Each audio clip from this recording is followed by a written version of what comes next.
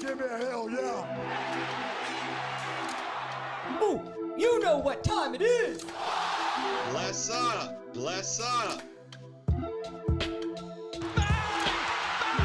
No regard for human life.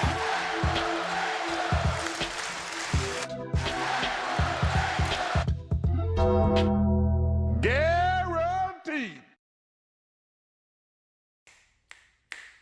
Deuce and Mo, Deuce and Mo, Deuce and Mo. They tell you what they know. Deuce and Mo, Deuce and Mo, Deuce and Mo. The podcast that you know. Deuce and Mo. Deuce and Mo, Deuce and Mo, Deuce and Mo.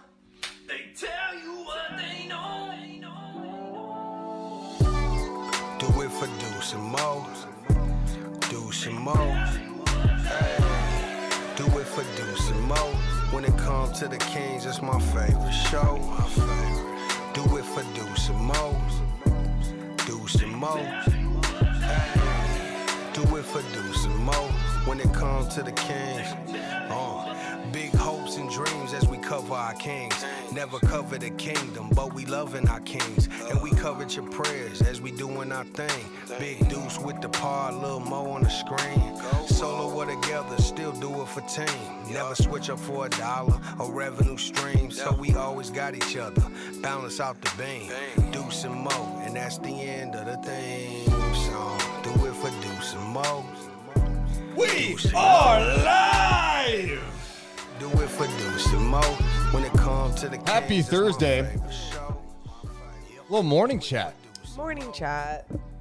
Start the podcast in a few. Very excited that our guy James Ham will be with us live today on Night Chat or Morning Chat. What up, Deuce? Hey. See, it's morning. I don't know. Hey, Morgan. Hi. Let's have some fun. I'm rooting Let's for have y'all. some fun. Thank you. Let's go, Kings. Let's go, Kang.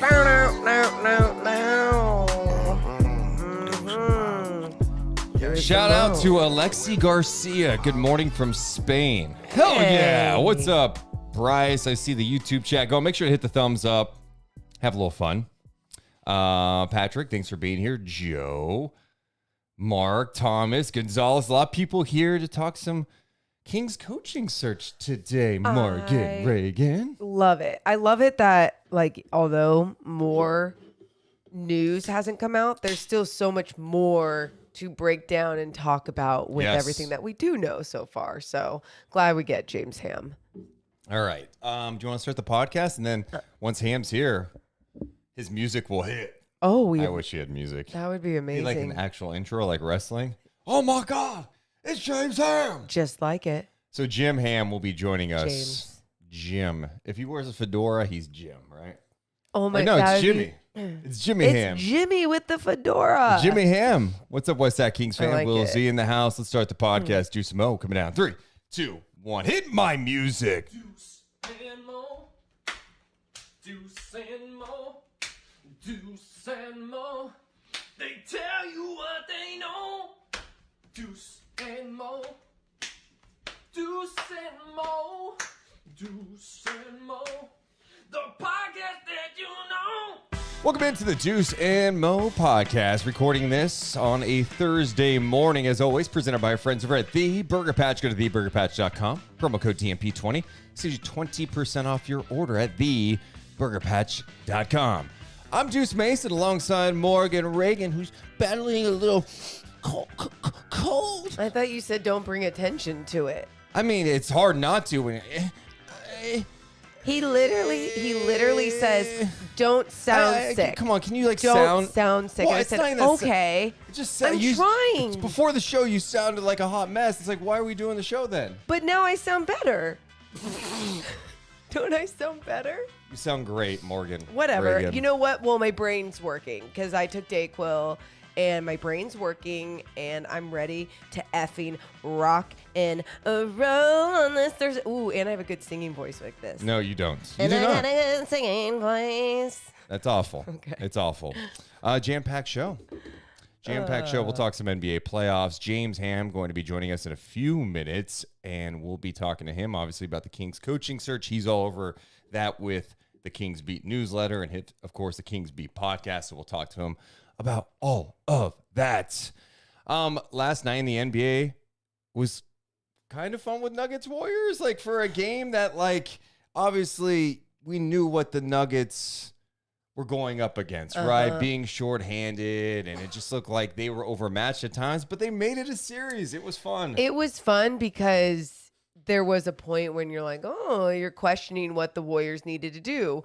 And what the Warriors needed to do was make Game 5 adjustments, and that's exactly what Steve Kerr did. And, you know, you're seeing there at the end of the game, not even having Jordan Poole in that finishing unit. Gary Payton was playing so well. Gary Payton the second. And not only was he Gary Payton the second, let's get that straight, because his dad was like in the stands and they're showing him every 2 seconds anytime Gary Payton the second would do anything. But that defense from Gary Payton the second was needed so badly, especially with the way that when DeMarcus Cousins came in, when Jokic went out, foul trouble and the hamstring and stuff, there was times where I was like, dude, DeMarcus is going to keep this Nuggets team in this. He did. He really did. I mean, Jokic, of course, the foul issues and then the hamstring issue that was giving him some problems during the game. But you mentioned GP2. The difference for him is, like, not only does he play good defense, but when he's knocking down shots, it's like, hey, you got to have him out there. And he was knocking down some shots, hit some timely threes. Yesterday, Boogie was really awesome. He was. That was, you and I talked about it. When he's locked in like that, we not only do we see it here in Sacramento, but even when he went to the Pelicans and wherever else, it's like you see what he's capable of when he is a locked in player, just so talented at times. And then there's other times where it's just so not consistent and he screws it all up for the entire squad with his antics. But it was really cool to see it last night for him. Yeah, I thought he even defensively did some nice things in that game. He just was one of his better overall games, and they needed it to stay in the game. And then Jokic did his Jokic thing. 30 points, 19 rebounds, 8 assists. I haven't really been paying attention to the conversation right now because I feel like it's going to morph into that direction because he's likely going to win the MVP, right? Yep. And it's going to be like, well, he was out in the first round. How good is he? I mean, I'm just looking at the Nuggets season as a whole. For them to battle the way they did with those injuries to Porter and Murray, to be in a position where they had a competitive series against the Nuggets, they have to feel good. Like, Jokic is still in his prime. He's 27 years old, back-to-back MVPs. You get Murray back. You hope that Porter's back thing is not like a long-term thing, although I wouldn't necessarily bet on that. If you're the Nuggets, you still have to be feeling good about the future. 27, right there. Yep. Just understanding that your best player is 27 years old and he's for the most part healthy, right? And then obviously the pieces around him, you would hope would be healthier as time goes on. Yeah. But you'd also hope that someone like someone like Aaron Gordon, I'm so sorry, would be able to pick it up and be the player that that people were expecting him to be. Now, he had those moments throughout the season, and then even in this series, it's like he didn't start off right and then started to figure it out a little bit more.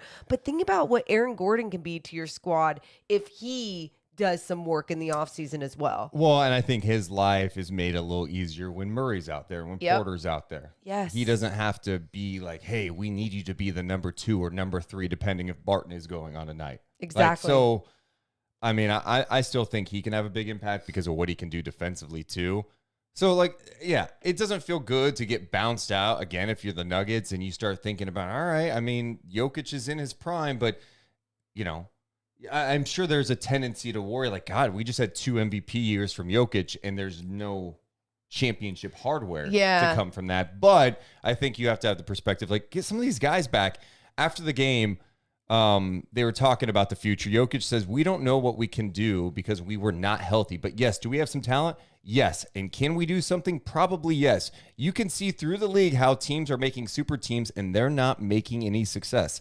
Let's say it like that. So I think we have talent, we have players, we have pieces, we have tools, and the questions are we going to work together? That's the only thing that's the question. But you cannot know that until you are playing. Who actually said that? Jokic. That was Jokic. Wow. I love Jokic, dude. I do too. Like, even after the game last night, just the respect between like the Warriors and Jokic. it was beautiful. Oh. Draymond and Jokic hugging it out. But like, there's something about it that's like not where you're frustrated about it. And you're like, oh, he doesn't care about the loss. He doesn't care that they just got knocked out of the playoffs. No, it's pure respect because the battle that they have out there on the floor, they understand what it took to get to that moment. And it's cool to see. So after the game, of course, Jokic is being asked about maybe being disrespected as a player. Oh. DeMarcus apparently said he felt like Jokic was one of the most disrespected MVPs. So the question to Jokic was, you tell all the time you don't care about the awards. You tell us all the time you don't care about the awards. Do you care about the respect?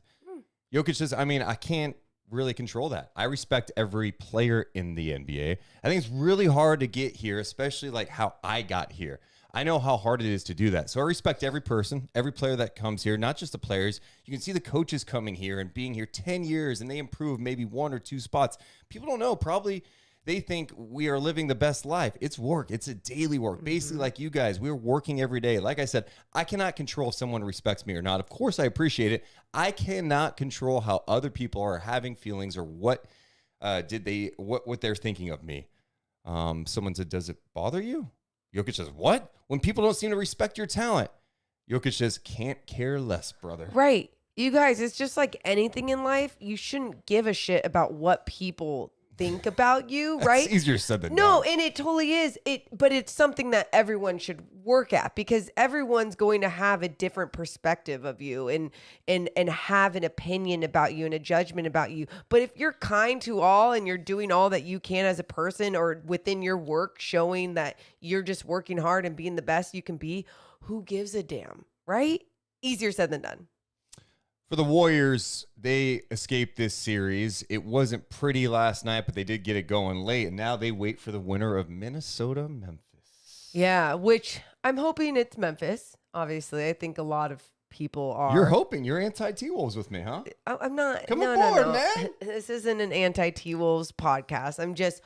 I'm hoping to see Memphis continue. I think it would be fun to watch them continue, and especially against the Warriors. And see, hey, Draymond said it months ago, like we're a championship team. And I know so many people now are like on board with not only what he said, but just seeing what we saw in this series from the Warriors, being able to start Jordan Poole and then switch back to starting Curry and then having Gary Payton II as a prime defender late in the game, like last night, really understanding that you can utilize all your depth in a playoff series like that is just, you got to feel very confident. Draymond is, when he is completely locked in, like the last couple of years when the Warriors have not really been like that type of team, right? With all the injuries and all that.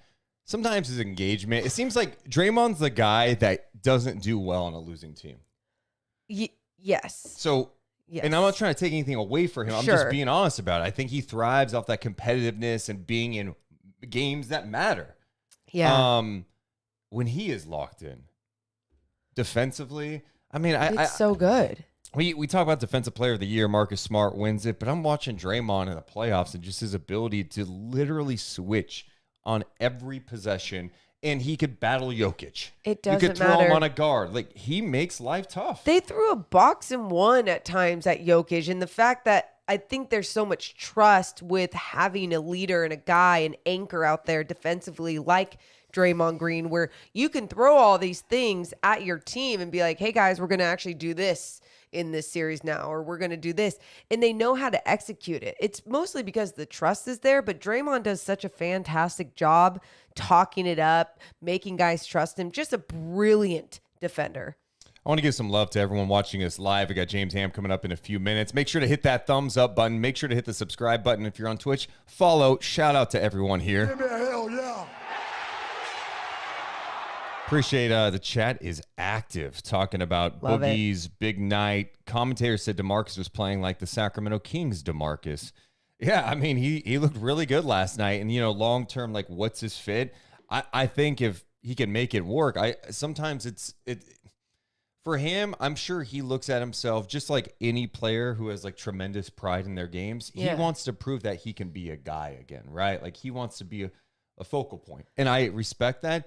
But a situation like Denver may be the best thing for him. Like, it's a super important role to back up Jokic. You can come off the bench, go up against second units. And, oh, by the way, you're with a coach in Michael Malone who completely understands you to a T, that understands your emotions, that understands how to handle it, and how to get the best out of DeMarcus. There was one play a couple of games ago where DeMarcus had a bad turnover, and some coaches may go straight to the bench. Right. Malone was, hey, It's you got okay. it. Let's keep it going. And then he ended up having a nice productive stint with Jokic on the bench. Yeah, a mutual respect for each other. And that's hard to get out of a guy like DeMarcus Cousins. And so when you do find a guy like that, it's like you stick with him, right? And so I think it's cool that Michael Malone has been able to do what he's been able to do, but you still saw within this series especially that DeMarcus is so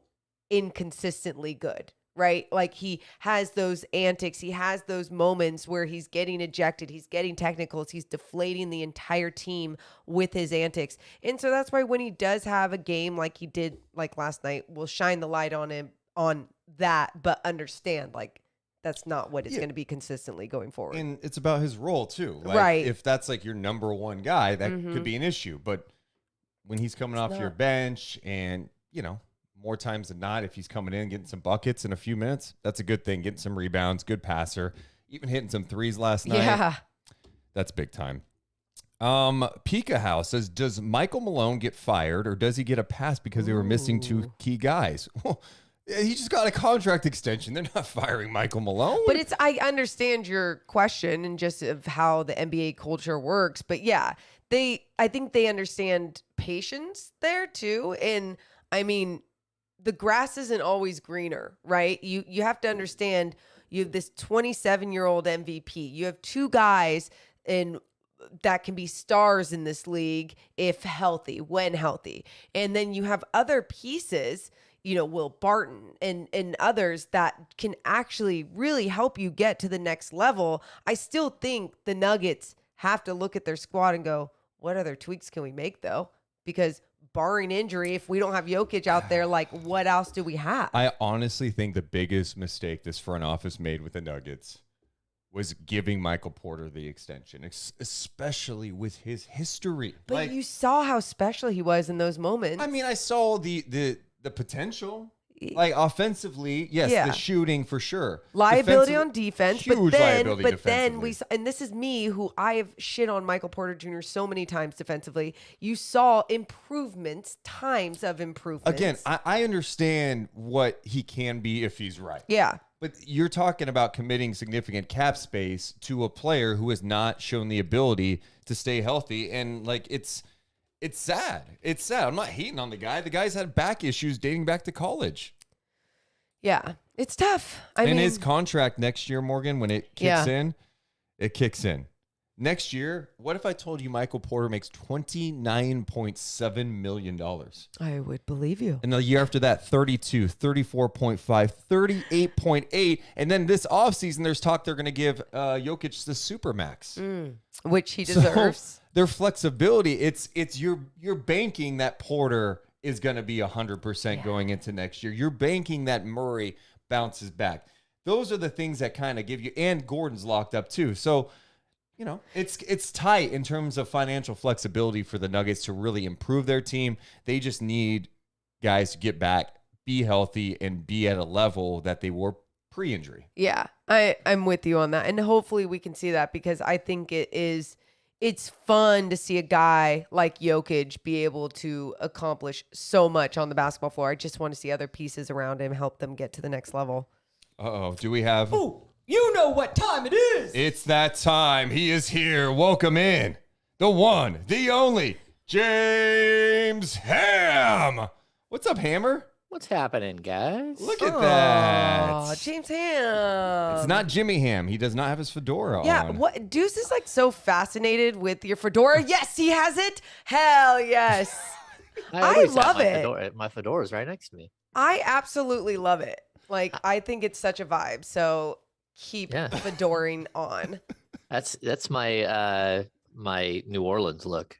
Oh, and by the way, you're kind of blocked by the lower third. Your shirt is awesome. The Kings beat, and it's the NBA Jam style, and it's got him and Fox 40 Sean Cunningham on it. Yes, that is so great. That's amazing. Oh, yeah. Welcome in, James Ham, of course, from the Kings Beat podcast. Make sure to go to kingsbeat.com, subscribe to the newsletter, check out the great podcast he does. You can hear him on D-Lo and KC on ESPN 1320. He is everywhere. James, before we kind of dive in to this Kings coaching search, how great has it been for you to just build this, right? You built Calbo Kingdom years ago, then you move on to NBC, now doing your own thing again with the Kings Beat. How gratifying has this been to build it your way, do your content from an independent standpoint?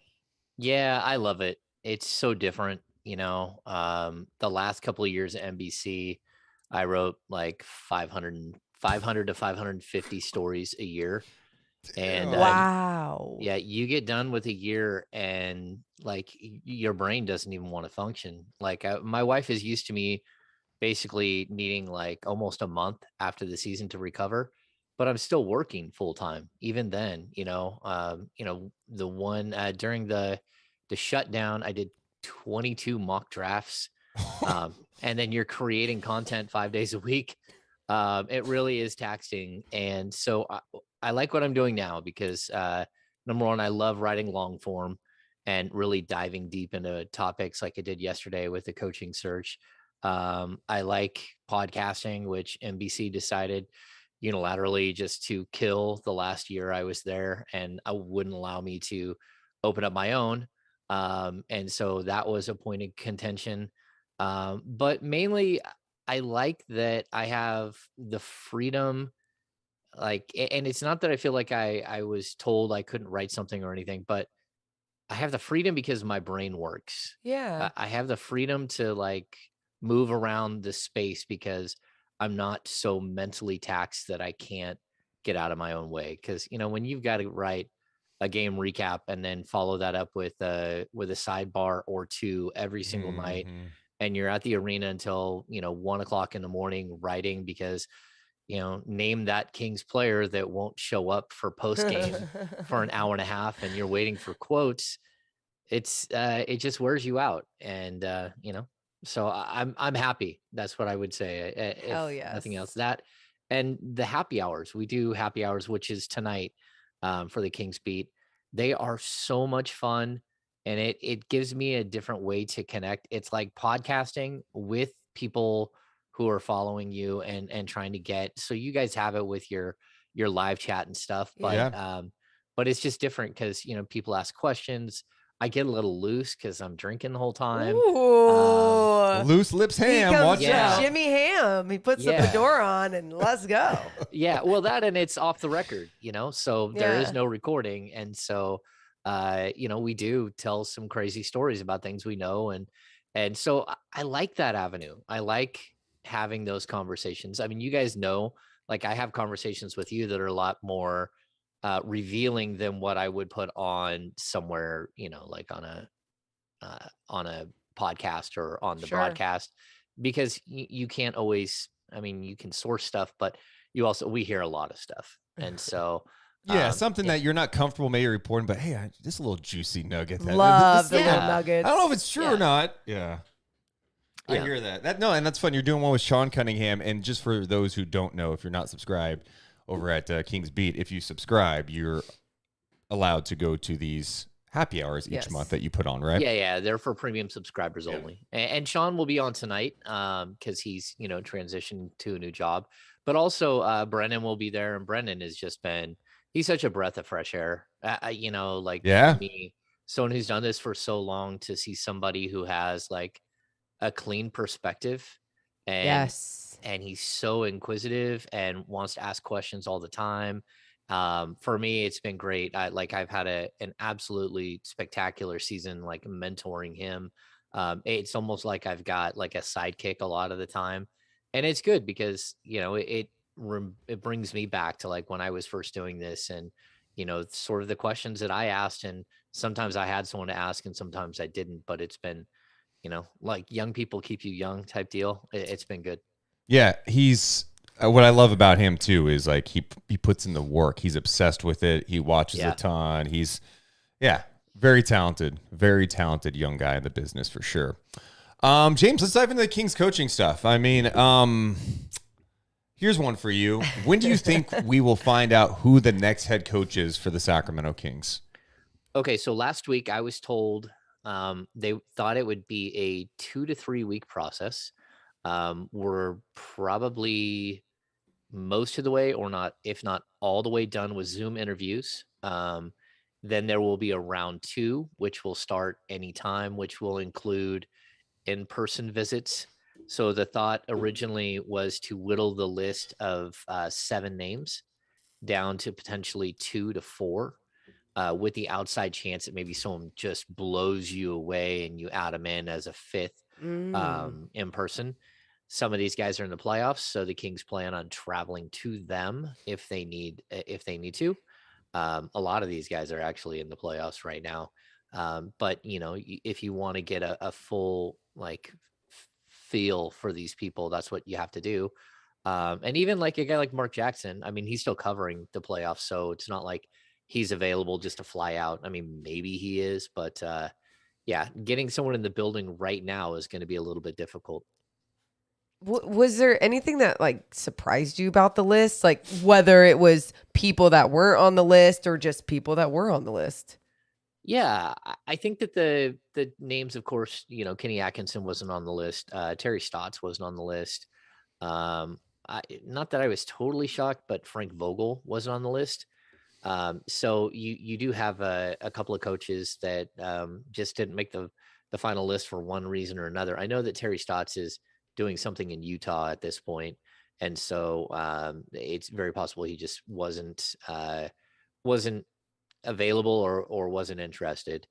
Frank Vogel, again, the Kings just went through a Lakers retread with Luke Walton, and I'm not sure that they wanted to do that again, or at least put their fans through that again, where you're going through the same type of thing.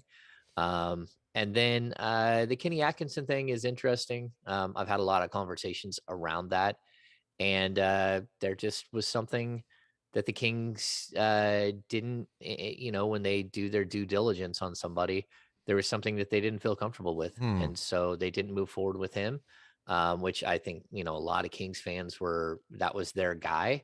But at the same time, like, look, if you don't feel comfortable with somebody and you're going to pay them upwards of $20 million over the next 4 years, and knowing that you're probably only going to have them coach the team for 2 of those, and they're going to get an extra $10 million on the way out the door because you're the Sacramento Kings, then, like, I get it. If you don't feel comfortable, then don't give the guy the money. And Wait, James, I don't know that you don't want to go through another coaching search in 2 years again, do you? this will be my 9th head coach in 12 Oh seasons. my God. 9th. I don't really care. Like, at the end of the day, I mean, for me, it's pretty simple. Like, you just have to have an ability to work with other people and to get to know people quickly and to break down barriers, and something that I'm usually pretty good at. So I don't really care. The only one that I really didn't get along with here in Sacramento was George Karl. Outside of that, I think everyone's been a good guy. Paul Westphal was like a huge mentor for me early in my career. Keith Smart was a good guy. I love Michael Malone. Still get hugs from him every time I see him. A lot of respect for Tyrone Corbin. Just took on a bad situation. Me and Dave Yeager are like a year apart and spent a lot of time talking about real life, because he went through a bunch of real life situations while he was here in Sacramento. And his girls are both, they're a year older. Each of them are a year older than my 2 boys. So like, I have an almost 19-year-old, and he has either 19 or 20-year-old at this point. And then our youngers are the same. He has 2 girls. I have 2 boys. So, we had a lot of life experience stuff that we talked about. Luke Walton, again, like, me and Luke had talks all the time off the record. I'm a basketball junkie, and coaches and stuff, they end up appreciating that you're not just, looking for dirt and stuff like that, that you're trying to figure out the why and figure out like the dynamics of everything that's going on. And I think that's why, like, I've become like a weird resource for things like this. And so, again, like, happy hour, like, a lot of this gets played out, but same thing in the podcast, same thing on 1320. Like, a lot of the time it's storytelling and putting things in historical context and stuff like that, which I like. It's fun. Yeah, absolutely. The name that has jumped out to a lot of Kings fans, I feel like it is kind of mixed, right? You have some people who are like, hey, this guy did some great things with Golden State in his 3 years. Steph and Clay dig him. Sounds like LeBron likes him too. Mark Jackson, he deserves another shot. Well, you have other people who are like, no way. He was divisive. 200 people in that organization did not like him. That was according to Joe Lacob. My question for you is, do you think that Mark Jackson has a real shot at the Kings head coaching gig? At first I thought no, but little murmurs here and there tell me that maybe he does. To me, it's pretty surprising, to be honest with you. Like, we have this, like, when you're going to Sunday school when you're a kid, you get taught things like practice what you preach and stuff like that. And he likes to preach, but he doesn't like to practice what he preaches. And so I just think that for me, like, at the end of the day, if you're the Sacramento Kings and you have taken so many stances on, social justice and social activism and all that stuff, you can't go backwards with your head coach. And to me, that would be going backwards. And there are certain people that you risk things like that on, that you like put it out there. But I don't know that he would be the guy. I mean, again, he had 3 years, but those 3 years came almost a decade ago. Like, Yeah. you know what I Yeah. mean? That's why I'm like, why do you think he's involved in this coaching search and is getting this opportunity here with the Kings where I don't even know what direction they necessarily want to go. And that's why I'm like, why do you think that his name's involved? At first I thought it was because it's a big name and it's kind of like the big sexy, oh, let's throw Mark Jackson's name in there. And there's a big thing with him right now where LeBron is pushing for him, and we're hearing that he might be in on the Cavs job not the Cavs job, the Charlotte job as well.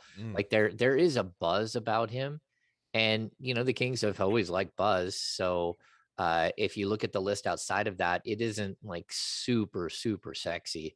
And I think Mark Jackson does bring some sizzle to the conversation. But again, he hasn't coached since the 2014 season.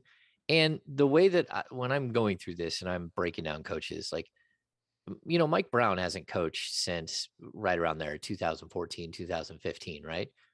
But he has. He's been on the bench with Steve Kerr, bettering himself as a coach and learning from someone who's a genius, but also learning from guys like Kenny Atkinson, learning from guys like Alvin Gentry, learning from guys like Luke Walton, like learning from the coaches that come through there, Ron Adams, that like, that's what, if you want to get back in the game, that's what you should do. And I'll even say this, Mark Jackson probably should have never got a head coaching job.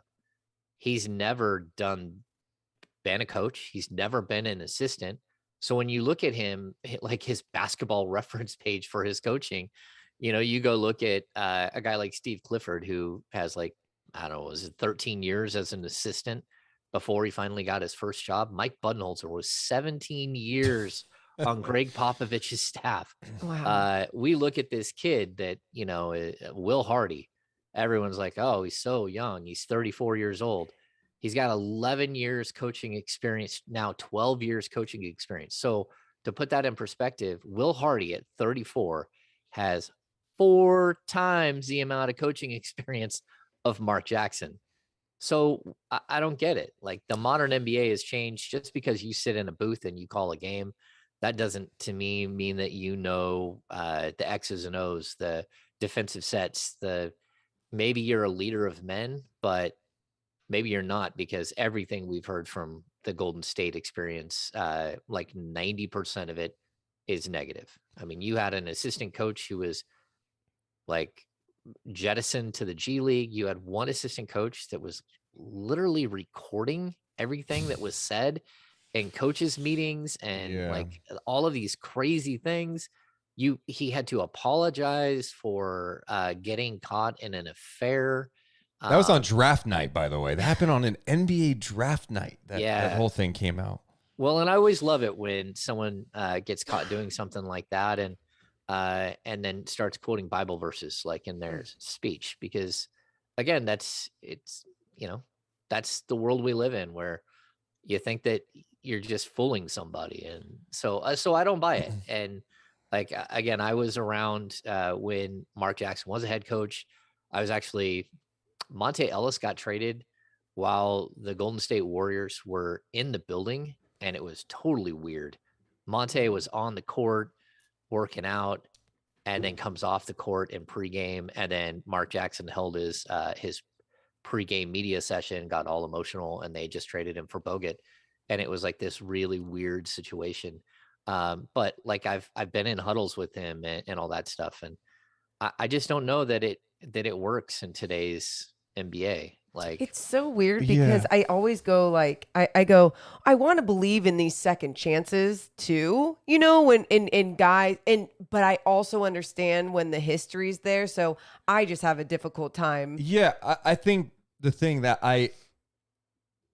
look, not every situation is like, hey, he's for sure this bad guy. Like, does he have some personal views that I completely disagree with? Absolutely. I do. When I hear Steph and Draymond talk about, I'm like, hey, that type of stuff should matter a little bit, right? Like, I'm not saying that should be your deciding factor, No. but I think when Steph and Draymond are like, yeah, this guy deserves another shot, like they got the most out of us. I think that one of the big problems with him is he is divisive at times. And I think at times it's good to like motivate your team. Like, let's go get it. Like everyone's against us, but it became like, hey, we're in this locker room. Even people in this building are kind of against us. So Jerry West, you can't come to practice. Jim Barnett, I know you're a broadcaster. You played here for years. You can't come to practice. That's the weird vibe. And I also want to give the benefit of the doubt sometimes and think, okay, can somebody change? I feel like with Mark, I would feel differently about him had he taken a job as an assistant for a couple of years, to get his feet wet again and get back in the game. But to me, it seems like he thinks he should be a head coach, and that's it. And he's not going to do the assistant thing. He's either going to be a head coach or he's going to be an A-list broadcaster on ABC. Yeah. And, I always, I'm someone that like, you show up every day, you do the job, right? Yeah. This job that we have that I've done for the last 12 years, it's not easy. Like during the season, it's 60 to 80 hours without any questions. It's just not easy. And you're always on. You can't shut off. And for me, that's what basketball lifers do. They're in it. They're buried in it like 24/7. And like, look, if you want to do the work, that's one thing. But like, while he's been in the booth, Darvin Ham has been working his ass off on a bench for 11 years. And before that, he was in the D League, as an assistant and then as a head coach. And before that, he was an NBA player as well. He spent 8 years fighting and trying to get through.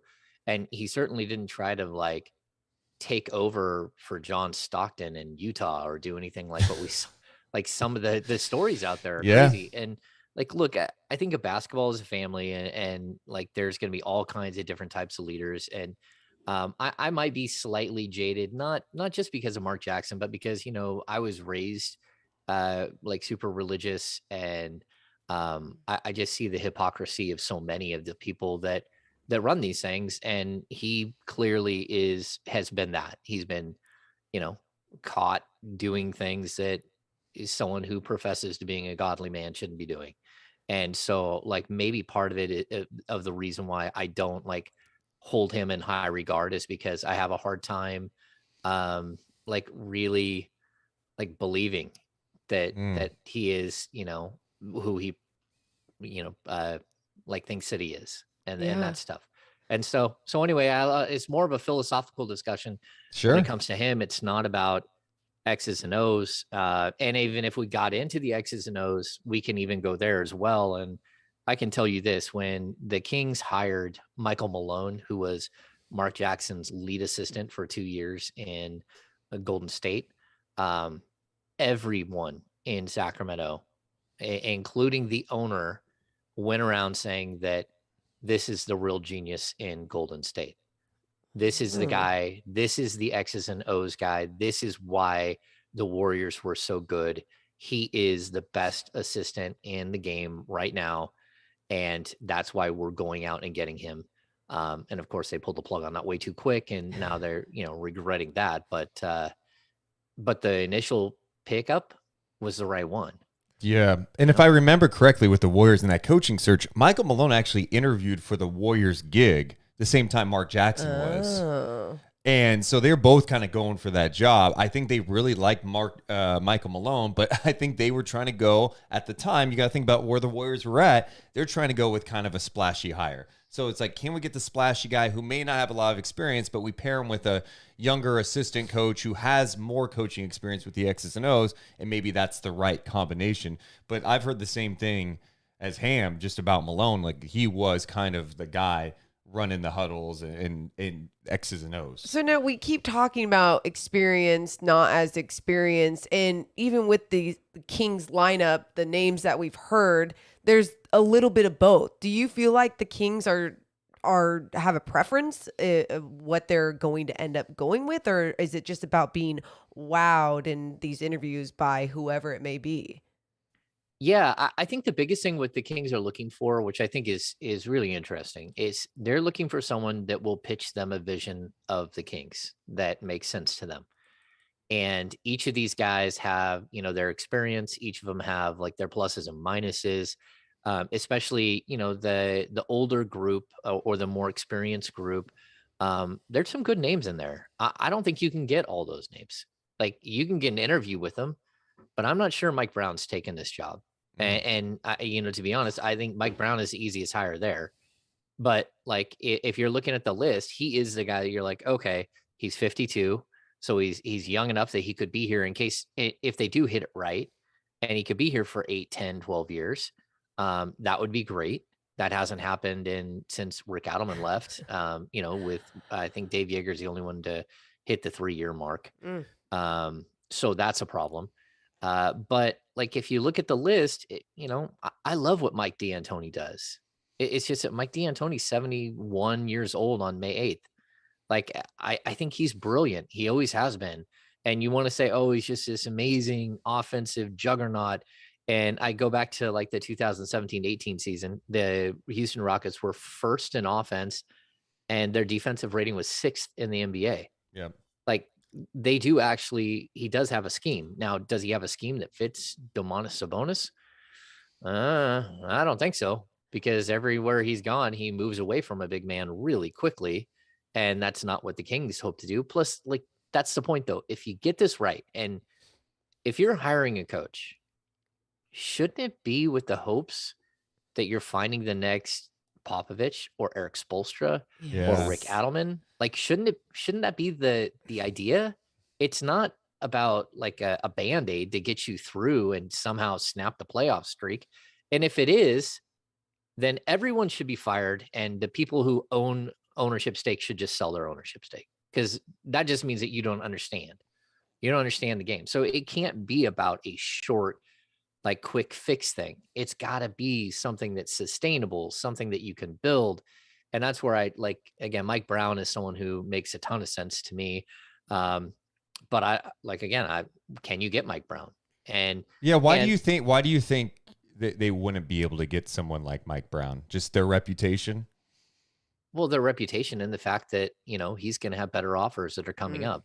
He's going to have teams they're just further along in the process. Like, I really like what the Kings are doing as far as, strip it down to Sabonis and Fox and then build from there. Because that's what we're looking at. Like, after this coming season, the Kings have Rashawn Holmes, who won't be on the roster, I almost guarantee, after going into next season. They've got Davion Mitchell, they've got Sabonis, they've got Fox. Everyone else is gone. They have $70+ million in cap space, something like that. And so, like, look, this thing is, could you eat up a bunch of that right now and sign players now, or make trades and bring in someone that makes $25 million a year for 5 years or something? Sure. Like, we could see the dynamics change very quickly, but like, this is something that I like what they're doing.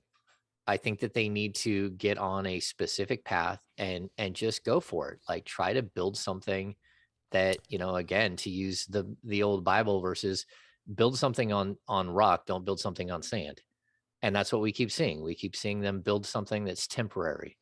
And I think Dave Yeager and Luke Walton both were brought in like with the right idea. It was that they could possibly be the guys that captured lightning in a bottle and built something here.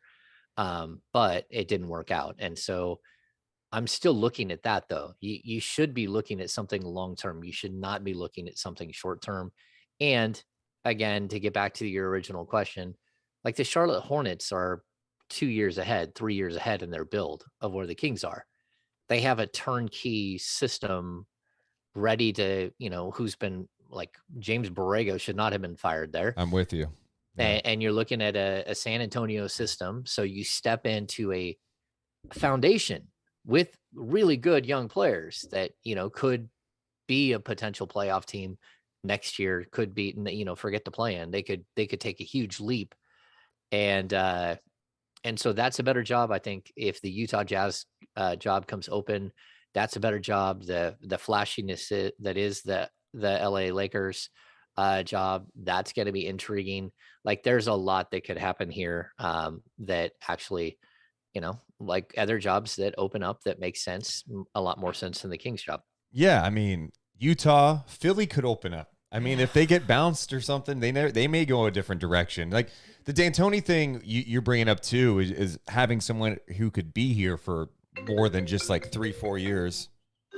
Sorry, guys. I thought that was me. God, You're good. How dare you have a phone call? It's the doctor that never showed up for the Zoom call that is calling now. Yeah. Ooh, Wow. Too late, Doc. Well, Sorry, you know Doc. what? Like I'll wait 15 minutes in the doctor's office. I'm not waiting 15. Well, I waited 15 minutes, but I'm not waiting that no, I mean, like that's not the way it goes. Yeah. So I was going to say with D'Antoni, his longest stint with the team is 5 years. Oh, yeah. It's kind of crazy to think about. The Phoenix Suns stint was 5 years. The Rockets was 4. And I liked D'Antoni. And I would be interested to see him work with Fox and Sabonis. Mentioned with his history with bigs, but Sabonis has a skill set that he hasn't had in other bigs, right? He had Amari Stoudemire. Yeah. He had Dwight, right? Like, Sabonis has a different type of skill set with his passing that may, I don't know, maybe it motivates and fires up a guy like Mike D'Antoni. Yeah, I think so. Like, and again, like D'Antoni's a genius, and I've spent enough time with him too. Like, they're just, over the course of time, you interview with these guys, like when you're, you go to shoot around, you go to coaching things, pregame, and you have conversations. You get to know these guys a little bit. I've always enjoyed him. He likes to talk. I once, you guys remember Riccardo Pratisi, the Italian reporter. He once asked me if I could work his camera while he did a one-on-one with Mike D'Antoni, and then they just spoke in Italian the whole time. Jesus. Oh, wow. I apologize. You're fine. Yeah. So they, they spoke in Italian the whole time, which was just nuts to watch. But the cool thing was that was more D'Antoni's element, and you could see him like loosen up and like be so excited to be speaking Italian and just going for it. So we need to learn Italian if he becomes a head coach. Got it. Yes, exactly. So no, I thought it was really cool to watch, and again, you get to see different sides of people, and I think that's always when before Dave Yeager got the Kings job, every time you went to one of their meetings, it was him and Ron Tillery about to like kill each other. Like him and Ron Tillery hated each other, and who covered them. And there was this awkward tension. And so you never really got like a good conversation out of Dave Yeager. He was always snarky. He was always an ass in his pregame. Then but before that, when George Karl was with the Denver Nuggets, and you would go to pregame, you'd ask George a question. He'd give you these incredible, thoughtful answers. And then we get George, and it just wasn't the same. You're like, oh man, what in the world? And then you get Dave, and Dave wasn't what you expected. So there is something to covering someone on a daily basis that you get to know them a little bit better. And again, I think if you see different sides of people, it gives you a little bit better understanding and appreciation of them, which again, I think with D'Antoni, I got. My only problem with D'Antoni is that he's almost 71. Yeah. Yeah. And I don't want to be you ageist.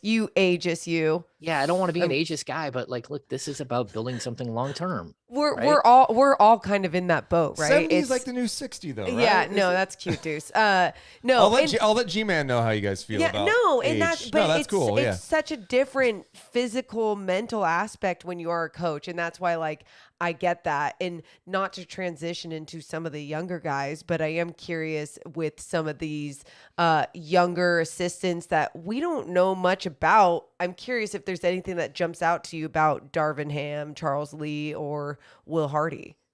Yeah, I mean, I've done a ton of research on all of them. And again, thank you to Brendan Nunez for that.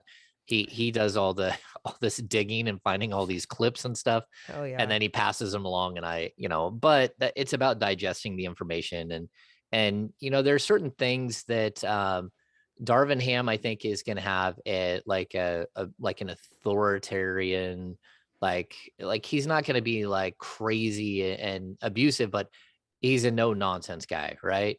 I like it. Yeah, I do too. I think the Kings need a no nonsense guy part of the time here.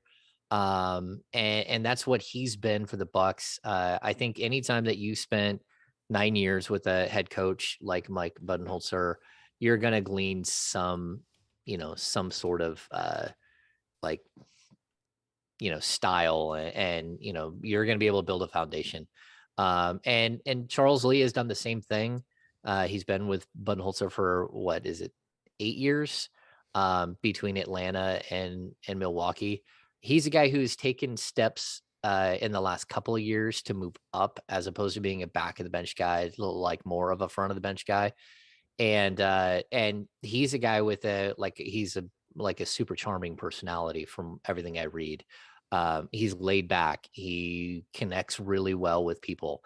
So you have two guys that are on the same staff, but both of them have very different approaches to the game and approaches to players and everything else. Like which one works, I'm not sure. We're going to have to figure that one out, what the Kings actually need. Especially when you looked at, most of these players aren't going to be here long term. This is mainly a 1 year turnover that we're going to see, massive turnover, which we've already seen massive turnover, but there's going to be more. So that's with those two guys. I'm intrigued by both of them. Again, I loved watching Darvin Ham play basketball. We share the same last name, so do you have a Darvin Ham jersey, like a Darvin Ham Bucks jersey or Pistons jersey? No, but Wow. when it's like when you have a when the Kings trade Halliburton, you don't stop being a fan. You keep watching the box score to see how he's doing. So when you got a guy that has your same last name and your last name is slightly, unique, you end up watching more of him. And I watched him come through college and then go into the pros. And he's a lot like Garrett Temple. He's like a self-made man. That's what I call him in the NBA. Guys who've worked their butts off to get into the league, to stay into the league, they cling to their roster spot. They do all the dirty work, all that stuff. So, and he overcame some tremendous obstacles as a kid. I was reading some stuff about him. He grew up in Saginaw, Michigan. He got shot when he was 14 years old. And one of his closest friends died in that shooting. He was a pallbearer at the funeral. It just... reading some about his background and the stuff he had to overcome and the influence that he had from family. And it's pretty remarkable to see. Then he gets to the NBA, grinds for years. Now he's been doing the coaching thing. I just like a lot of what I hear about his perspective, not only on life, but the toughness and the relationships he can build with players. There's a lot to like about Darvin Ham. I mean, I think for me, James Ham, I kind of like the idea of a fresh face, someone who has been in an environment with Budenholzer going back to Atlanta, that's seen a lot of winning, that has worked with some star players, who has played the game. I think he could do the job at a very high level. Yeah, there's an authenticity to him, right? And I think that's what stands out. He is unique in who he is.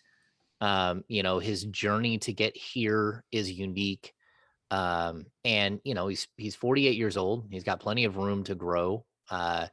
We don't know what his style is, because none of these assistants, you really know what their style is, but you hope what that they're able to do is take all the knowledge that they've learned, bring in the right people, surround them with the right people, and then move on from there. So I really like him. And then I got to be honest with you, all of the Will Hardy stuff, he's really, really hard not to just completely fall in love with as a coach. And you're just every single thing that you go through, you're like, oh man, so he did did you guys watch the coaches symposium video where I haven't done that deep of a dive. You've gone really deep. So he did a coaches symposium. What was the big takeaway? So he did a panel with two other coaches. One is an assistant in the NBA. One was a college assistant. And he steps in. Number one, he drops a bunch of F-bombs, which made him more real. Okay. Yes. Yeah. Number two, I mean, his journey is spectacular because, again, Darvin Ham has had a very specific journey. He's fought to get in the league. He went to the G League. He went to to be a G League head coach. Then he's worked on great staffs. He worked with Mike Brown. Even there's one season, which is so crazy, where Mike Brown starts the season and then Bernie Bickerstaff takes over for the Lakers, and then Mike D'Antoni gets hired. And at the same time, Darvin Ham is on that staff. Like, he's on that staff watching it all unfold. And so it is, and so is Steve Clifford at one point. That's right. Yeah, there's this moment where like all of these guys like intersect in this weird way. But when it comes to Will Hardy, so he does his coaching thing where a bunch of young coaches, or guys trying to break into coaching, are asking questions, and some of it is about like networking, some of it is about X's and O's, and just his demeanor. I just was so caught, like he draws you in, because he gets into the like what his background was and how he grew and how he got his job and how he got to where he is now. And then he's just like, well, I don't want this to be about me. And he starts involving everyone else. And the next thing you know, he's pulling the other coaches back in to answer questions that people are asking of him. And he's trying to get more. And you're watching him literally build a culture in front of you. And so to me, that was the biggest thing. He stood out. And again, I think if you look at his journey to the league, it's random, just like everybody else's. My story to start covering NBA basketball is totally random. But the fact that he was getting done with his college career, and like a D3 college career, and his coach said, hey, why don't you, I think you'd be a good coach. Why don't you go take an internship with the Spurs? And he happens to know Popovich, for like his coach did, and got him in an internship, and he worked in the front office for his first year. Then he gets picked up to be in the video coordinating room, and he worked I think 6 seasons as partially in the video room, and doing other things. And then he would of course go on the floor, because he's a young guy that can go bang and be used as like a crash test dummy. But then just like his journey from there is really remarkable. And so he's worked with, like, it's so wild. He's worked with Budenholzer, Messina, Becky Hammond, Tim Duncan as an assistant, James Borrego, Brett Brown, Kenny Atkinson. Oh no, not Kenny. There's this huge list. Like, Emi Udoka. Ime Udoka. That's why he ended up going with the Udoka to Boston, right? Yeah, so it's not just that he's been around Pop, but he's been around like the Pop coaching tree, and all of these guys, even Jim Boylan, guys that he's getting so much information from, and he's a sponge. And if he took it the right way and learned from each of those guys and had the right conversations, he talked about, sitting on a team plane with Becky Hammonds for 2 straight seasons, and just talking basketball and learning about life, and, and just like his journey is really, really cool. And then, he's been a lead assistant for 2 years in San Antonio, leaves to join Emi Udoka's staff, and a lead assistant in Boston, right, for this year. But I think the point is that at a certain point, you look at his 12-year journey, and it's unique, but it's really, really good. And if he is the right guy, he could be the right guy for a decade or two. And that's where you're looking at, like, don't make the wrong hire. Listen to all of these guys. Let them pitch you. Let them tell you what their vision is. And then, make a choice as educated as you can get. And hopefully you land on the right guy, because they just keep coming up with the wrong guy. And I don't think you have to have a retread. There's so many successful stories right now in the NBA. Udoka, Taylor Jenkins, Willie Green. I mean, there's some really... Even like Nick Nurse was like a first-year head coach and wins the title. Think about him, too. Like, Dwayne Casey had just won Coach of the Year. They fired him and hired Nick Nurse. Everyone's like, what the hell is happening in Toronto? And now he's regarded as one of the better head coaches. Yeah, he is. But, there's a bunch of, Chris Finch. Like, there's a bunch of guys. And you also have your other first-year head coaches, which there's a lot of first-year head coaches. So your Chauncey Billups and, your OKC and Orlando. Like, but the guys who have gone into good situations have done pretty well. And even like the track record of Popovich guys going into the league, it's really, really strong. You know, like most of these guys end up being extremely successful. Budenholzer has a championship, but also, you know, Eastern Conference Finals, and you know, you could have a couple of championships by the time it's all said and done. Borrego seems like he was totally building something in Charlotte, and then you pulled the plug. And you know, some of these guys have really done a good job and kind of built something for themselves. And you know, I'd like to see, if nothing else, I think all three of the inexperienced guys, they're from the same tree, because that is Pop's tree. Even if you never worked for Pop, but you're a Budenholzer guy, it's just like the Bill Walsh coaching tree is like the greatest thing of all time in the NFL. I guess what I'm curious about too, especially for someone like Will Hardy, who is this young guy who is seemingly getting a lot of love for his ability and potential as a future head coach in the league. I wonder what these coaches have to hear from Sacramento, right? Because they're not ignorant. They all talk. It's this coaching fraternity. Everybody talks in this league. The reality is there's nothing that's been stable about Sacramento's situation in 16 years. What do you think Sacramento has to sell to these coaches to get them fired up about a potential opportunity? You know, it's tough. I'm not sure what you sell. I think you sell De'Aaron Fox and Domantas Sabonis, but even that, you know, Sabonis is under contract for 2 years. So, you know, that it's tough. What you have to sell is a beautiful arena, a vibrant fan base that, even though they've been crapped on for 16 years, still has a passion for it, which, you know, you and I, all the three of us here, we see every day that there's still this incredible passion from the fan base.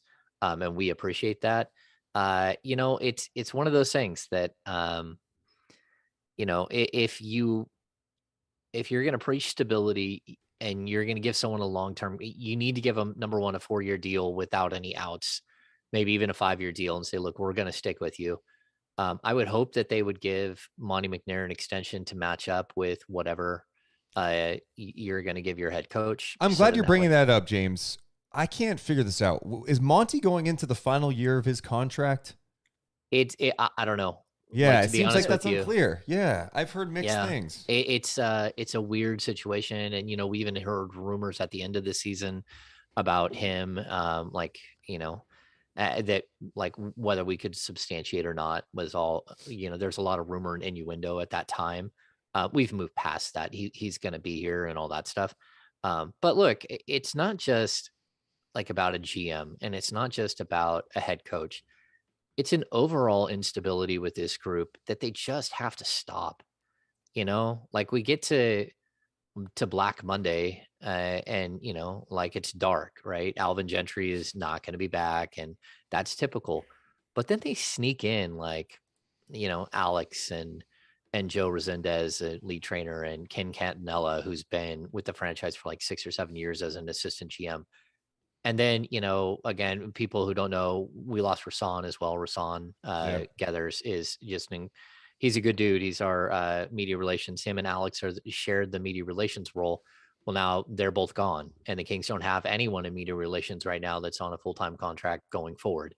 And so, again, these things actually matter for your culture. These are part of your culture. Your lead trainer is part of your culture. Your assistant GMs are part of your culture.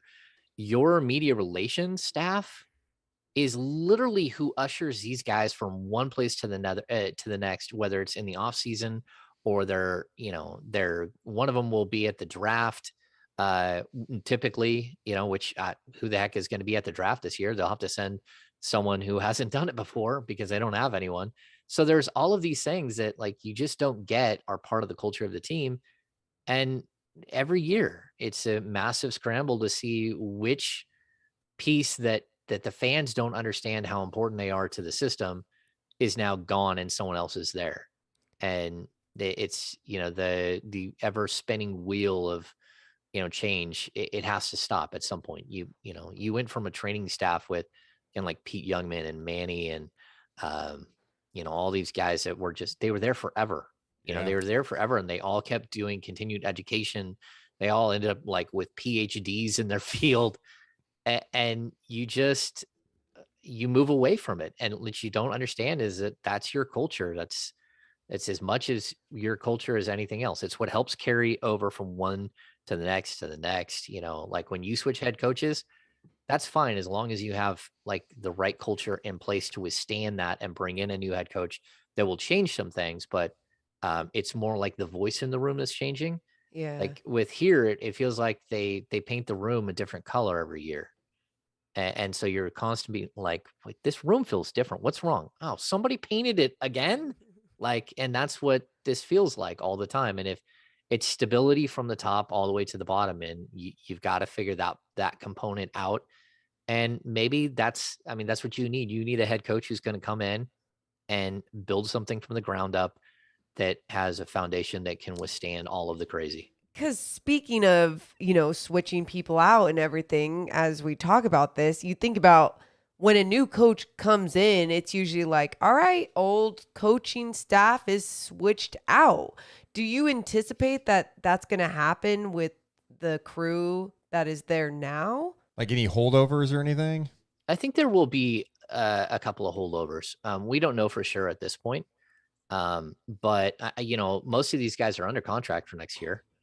And so what you don't do is every head coach who comes in gets to hire his own staff. That's part of their contract. They get to hire their own staff.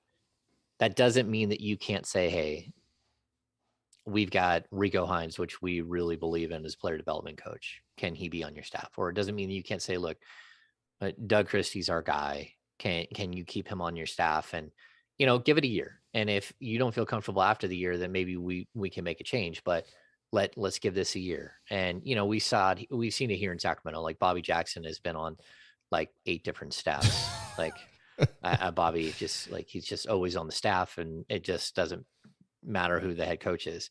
So I think there is that possibility that there will be a couple of guys that are kept. And even guys like Jonah is like a really bright mind, Jonah Hershkew. Lindsay is like, as she's a great player development assistant, and she's a bright lady. I don't know what's going to happen there. I just know that at the end of the day, they need to make sure that they get this hire right. You mentioned Doug, and that was a name, especially when the Kings let go of Luke Walton, that, hey, maybe there's some thinking he could be the interim guy. And then he filled in for Gentry while Gentry was out with COVID. Doug did a great job, tried some different things. We both love Doug, of course. Were you surprised that he didn't get an interview? Like he didn't make a list to just talk to him? Yeah, I'm a little bit surprised by that, to be honest with you. Not that he didn't make the list, but I don't know that he's had like a true conversation. Like the assistants are waiting in the wings to find out what's going to happen, whether they should go look for other jobs or whatever. But at the same time, like Doug and I are friends. You guys know that. I've been we worked together at NBC for a long time. We commuted together all the time. Like we're good friends. But again, like his path to the NBA, like he's at the beginning of it, right? So like to skip all those steps, I guess it happens, the Steve Nash thing happens, the Chauncey Billups thing happens. But even the Mark Jackson thing, it happens. But I think more often it's the Darvin Ham situation where you got to go put in your dues for a bunch of time, and you got to learn, and you got to put in the work, and you may have to move to a different city. Yeah. I know, Doug really wants it to be in Sacramento, right? Course. Like yeah. he has, when he says that he has unfinished business, it's not like a cliche, like I'm just saying this for a pop from the fans. Like he really means that. Yeah. I totally agree. And so, I hope he's on the staff. I hope it all works out. He's a really, really bright guy. He just needs more time. And I think the best thing about Doug is he knows what he doesn't know. And then he tries to learn as much as possible. And he takes like copious amounts of notes. And then just like right now, he's busy processing all of the notes that he's taken for a whole season. And, I think that's what sometimes it takes. It takes multiple years of that, because you're with the Kings in particular. If you're an assistant on the staff, you're really nothing more than a fireman. Like you're just running around putting out the next fire. You don't have time to like sit there and game plan for 6 weeks out and to really get in and dive in and dig in and have all of these long conversations that you intended to have, it's always putting out a fire. I mean, 17 games into Doug's assistant coaching career, he watched Luke Walton get fired and his name be brought up in negotiations with Alvin Gentry as to whether or not he would be, whether Doug was going to get a head coaching job 17 games into his first gig as an assistant. That's just it. That's the instability and insanity that is this team, that like hangs over this team, that he was literally like, if Alvin Gentry won't take the interim tag, then Doug Christie will be the head coach. And so look, that's just a recipe for disaster. And, I told Doug that at the time, and I would tell him again, it still, I mean, he needs time to grow and learn and do all those things. Last one for you, James. Who do you think should be the next head coach? And then if you want to make a prediction, who do you think it will be? Ooh. Okay, so if I were choosing, like if this were my decision fully, I would have some really, really long discussions and multiple interviews and multiple dinners and sit downs with Will Hardy and Darvin Ham. Ooh, That fresh would be, face. That would be my list. I like it. The one time the Sacramento Kings in my 12 years have gone with a fresh face and not a retread was Michael Malone. And I still believe he's probably the best coach out of all of them. Him and Dave Yeager. Dave Yeager's a good coach too, but that's the one time they've done it. And it's the one time that I think Vivek really got it right and then didn't have the patience to see it through. And so I think bringing in a young coach right now, because I'll explain why too. You're falling behind. You're falling behind the Minnesota Timberwolves and the Memphis Grizzlies and the New Orleans Pelicans, not just in talent and gameplay because they've beat you there, but also in culture. They all have chosen a culture changer that was a young first-time head coach, and it's worked for them, and they're building something, and they're all going to have those coaches for the next 5 years or 6 years or 4 years or 8 years or 12 years, but you don't have that guy yet. So not only are you not in the playoffs like they are, but you also haven't built the talent base that they have, and you've botched that. This is one thing where you should be able to like really have some good interviews, some good understanding of people if you have that, and then you go with somebody that you think can be someone you can build around long term. Because if you're doing something to try to make the playoffs in the next 2 seasons, just like see ya. Yep. You need sustained success. Do you have a prediction, or do you feel comfortable making a prediction? I don't, because they're all over the board, right? Yeah. They're keeping things pretty tight right now, which is good. We are getting little bits of information, like last week when we got little bits of information. But at the end of the day, I think they just have to get it right, and so I'm hoping that they choose wisely here, and and whether it's I would just like avoid like the much older crew. I would avoid Mark Jackson. I would think that like you can't go wrong with Mike Brown if he would take the job, and then any of the 3 young guys I think will be good. I just prefer Hardy and Ham. He's a Ham guy. Yeah, of course he's a Ham. A little biased family member for sure. If Desmond Mason was a candidate, I'd be hyping him, of course. Frank Mason? There you go. Roger Mason. Who else? How many Masons? Anthony Mason, rest in peace, right? Oh yeah. All right. No Reagans. No Reagans in the NBA. There will never be a Reagan in the NBA. How does that make you hilarious. feel? Oh, yeah. God, that was so harsh. Just That's telling okay. it like it is. It's okay. James, thanks for hanging out. And seriously, I know we've talked a lot. We talk a lot offline and all that, but I am really just happy for you, right? Like you get a little obstacle thrown your way. You're like, no, I'm going to create something. And what you're building with the Kings Beat, You're killing newsletter, the podcast, you're doing what you love. I'm really happy for you. And, we've known each other for years and years now. It's cool to see the evolution of James Ham. Yeah, it's great to see the evolution of you guys too. I love it. I love every step of it. So super happy for you guys and doing all your things. And Morgan, you were great on the air this year, and super happy. I beat that drum with them for years Dude. to get you involved. And James you Ham, just killed for it. those who don't know, James Ham has been campaigning forever to get Morgan involved in the broadcast. Hooked me up with the relationships and the people to know. So obviously it's pretty cool when you can collaborate with other, your peers and media members. So you owe him like 10% yes. of future salary. Let me get a lot more money first, and then we can go. I work for them. I know what her 10% would be. Like I ain't got that 10%. That ain't covering my coffee for the month. So we're good. We're good. You can put it towards your dog bills and stuff. Thank you. Thank you. James. Yeah, but thanks guys. Yeah, keep grinding, man. We love it, and we'll make sure everyone keeps checking out the King's Beats. Appreciate it, James. See you guys. That's the one and only James Ham. Appreciate him being on the Do Some Mo podcast. I'm closing out of Zoom, and I'm like, what am I saying He's here? just checking it out and ended up jumping on board. Yeah.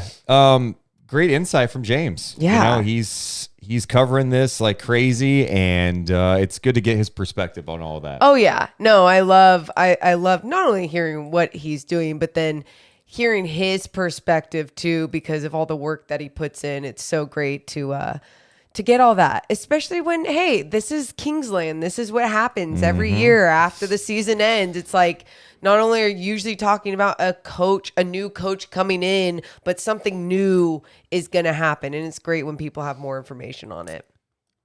Of course, we'll have it all covered. If there's anything breaking with the Kings coaching search, we will be live on our channels. And of course, we'll have a podcast about it. We should mention, I'm going to hang out for a few more minutes for the video people, but I'll wrap up the audio now, and Morgan's got to go because she's a mess. That's okay, Mo. Oh my God, you don't want me here. I mean, you can be here if you want, but you are... Okay. Wrap it up. Thanks so much to James Ham. We love you guys, but we got to go. You all have a wonderful rest of your day. See ya.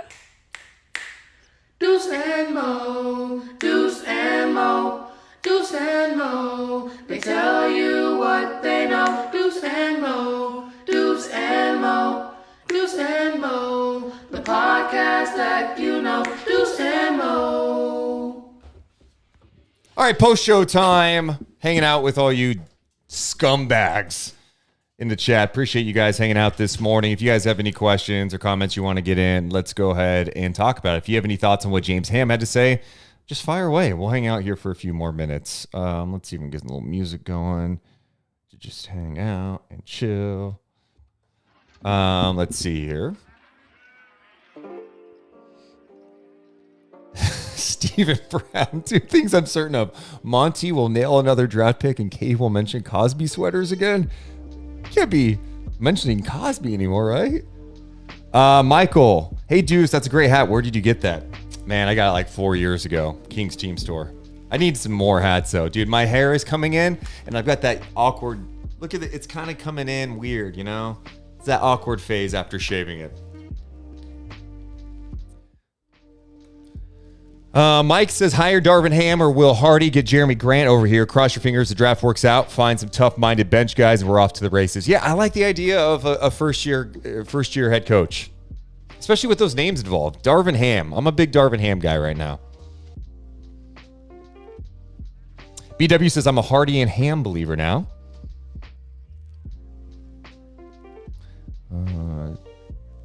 Will says, Deuce, you've been rocking a lot of hats lately. No, I actually have. This is back-to-back days of it for sure. Hair is fine. Thank you. Let's see here. Steven says package Barnes is expiring $18 million and get John Collins. Dude, I like John Collins. That'd be really nice to get someone like John Collins. BV says, Mo, don't be so quiet. Yeah, Mo's fine through it. Rory, hopefully all your hair grows back. What do you mean? It's growing back. The hell does that mean? You don't think it will? I'm curious. I'm going to read the poll question I put out here. I said, who is your front runner? The options were Mike D'Antoni, Will Hardy, Mark Jackson, and other. I had to do that because we only had 4 spots. 46% of people voted Will Hardy. 34% put other. Okay. I'm curious for those who've been hanging out with this podcast today, listening to James Ham. Where are you at? Like, who are the names that jump out to you? Can you give me your top 3 in the chat? I'd love to know your top 3 Kings coaching candidates who you'd be super happy about. What's up, Ninja? What are your thoughts on being able to throw the max over to Miles Bridges? I mean, it's just not happening. Kings don't have that type of money, one. And if you're Bridges, why? You know what I mean? Like, you got a good thing going on with Charlotte. Why would you be like, hey, one, Miles Bridges, if he was eager to leave Charlotte, would have plenty of suitors, I think, teams that would try to make things work to try to land him. Sacramento's just not going to be on that list, you know, and I hate saying that, and I hope one day the Kings can draw a big-time free agent, but the Kings are going to be able to get players by trading for them and drafting them. And then if you get good, maybe you can get some of those fringe free agents to come over like they did, you know, in 03 or whatever it was when they signed and traded for Brad Miller. But they still had to give up pieces. They gave up Hito and Scott Pollard in that deal. Bryce in the chat says Ham, Hardy, and Brown would be his 3. Ham, Hardy, Brown. Clifford, Hardy, Ham, says Drew. Okay. Nightmare says Hardy, Ham, Brown. I like Clifford too. Martin says, where do you think DeMarcus Cousins ends up next season? It's a good question. He's going to have his limitations. I feel like he's best served in kind of the role he was in Denver. For him, I'd say stay put in Denver if you can make it work financially, you know. But, I mean, you know, sometimes you want to cash in, and DeMarcus has lost a lot of money because of the injuries, right? Like, he was going to get paid a lot, thought he was getting the Supermax from the Kings, gets traded, then gets hurt with New Orleans, never got that, like, oh my God, crazy payday. I mean, no one's feeling bad for the money he's made, but you know what I'm saying.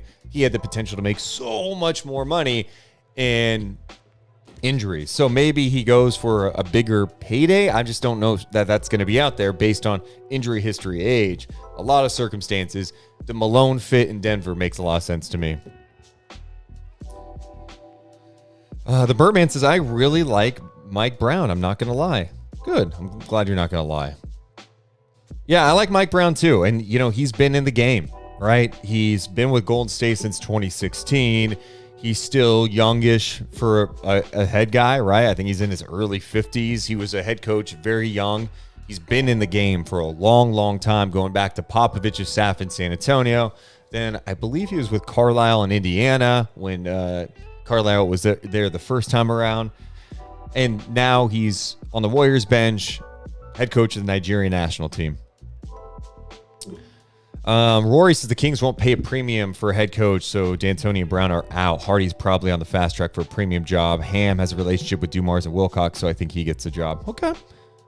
That's fair. As far as it won't pay a premium, I mean, I don't know that's the case. You know, I think it just depends on the person. Because I don't think George Karl was cheap when they got George Karl.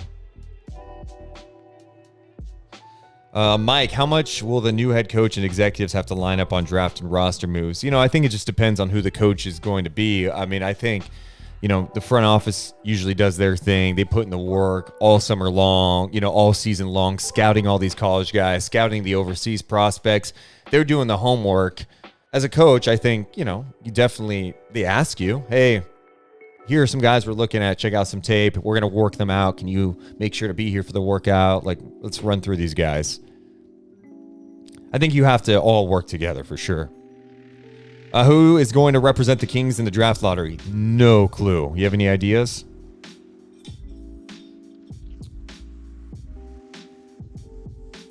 Yeah, Darvin Ham, it does make a lot of sense to me, though. Someone mentioning Harry Giles for some reason. Anyone else miss Harry Giles? Yeah, I think Harry's a good guy. Great guy. Love that guy. I saw him earlier this year when he was playing for the Agua Caliente Clippers. He played a game in Stockton. Got to catch up with him. If you're in the chat right now, can we get over 100 thumbs up, please, before we wrap up? Let's get a thumbs up going. It helps our channel grow. Subscribe, all that. That helps us a big way. In a big way. Will Hardy will be a great coach. All right, Ben, why do you say that? I'm curious. Yeah, I think as this goes on, this process goes on, and like, let's not get it twisted. I will somehow talk myself into almost any coach they hire because that's just what I do. I'll read some stuff, talk to people like, oh, okay, I could see this. This is the trap I fall into. I'm guilty of it. I'm not going to lie. I mean, I remember when they hired Luke Walton, and I heard Luke Walton on this podcast I listened to. I was like, I really like this guy. Seems like he's very in touch. I know he knows the game about players coaching. It's good to be close with the players. Okay. So, but right now, I like the idea of getting, especially with all these young coaches getting opportunities. Like Darvin Ham's been in the thick of things for a while. You know, Will Hardy's got that experience. Lee has some experience. Having a younger guy that could be here for a while, connect with players, hold them accountable, build something sustainable. That intrigues me a lot. Ben says, I trust anything coming from the Spurs organization. Starting out as a video coordinator, he'll have a great feel for the game. He'll know how to make adjustments and structure offenses and defenses. Okay, I like it. I like it.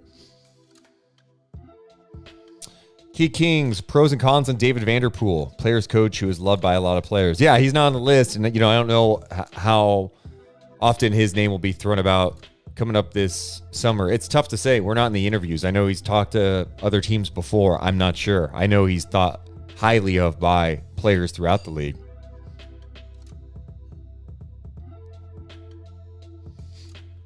Only if Will Hardy brings Matt and Jeff out. Get it, Hardy boys? Sim says, is this the only list that is coming out? Well, according to James Ham, Sam Amick, and others, the list that is out there that got leaked to Woj and Shams and Sam Amick, that's the list. Those are the candidates. That's it. Steve Clifford, Mike Brown, Mark Jackson, Mike D'Antoni, Will Hardy, Darvin Ham, and Charles Lee. That's the 7. Keep it G. Who do you want, Deuce? Yeah, like I said, I think I'm leaning toward Darvin Ham at this point. I just like the fact, just toughness. I was reading some quotes that Budenholzer had about him. They jumped out to me big time. Let's see if I can pull it up here. Mike Budenholzer, Darvin Ham. I think it was an athletic piece I was reading about. And maybe not. Let's see here. We're just hanging out post-show, by the way. God, of course, I can't find it.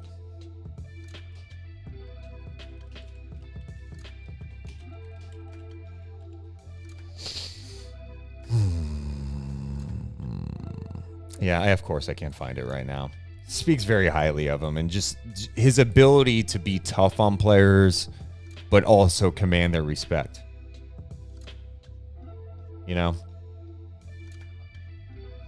Will, what names were you surprised to not see on the list? I thought Stotts would be on it. I thought Atkinson would be on it. I even thought Doug Christie would be on it.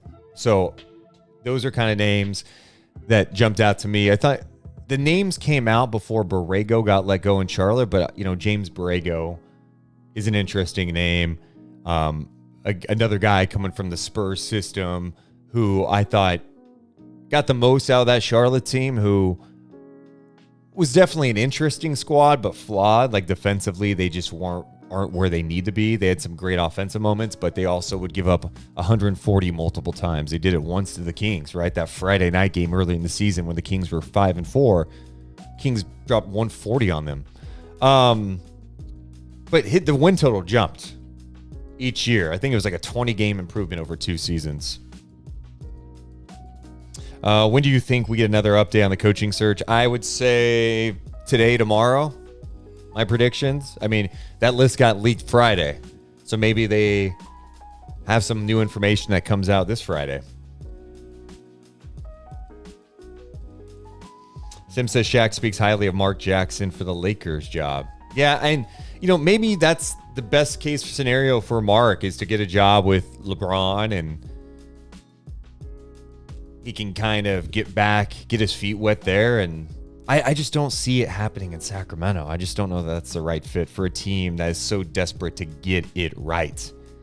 Philip says, when I hear video coordinator with his way to coach, makes me think of Spoelstra. Only can dream of that scenario. Yeah, I mean, if Will Hardy was the next Eric Spoelstra, you'd feel pretty good. That'd be pretty awesome. I'm not ending until we get 100 thumbs up. I will stay here all night. Chris says, can you give us a studio tour? I mean, I have this one camera. The studio tour is not much of one. I could probably put one out on social media for you guys. I mean, it's literally a room that is the size of an office that has, we got 2 monitors in front of me, camera, 3 lights, got this desk, mixer, stream deck, got a big TV, and the background that you see behind us featuring Mr. Perfect, CM Punk, the Iron Sheik, Kane, Austin. I mean, you got fan art, this awesome old Kings season ticket painting, Mr. Sacco, signed by Mick Foley. Yeah, dude, we used to do in the kitchen back in the day. What's up, Diego? Deuce is the star of the show. Nah, stop it.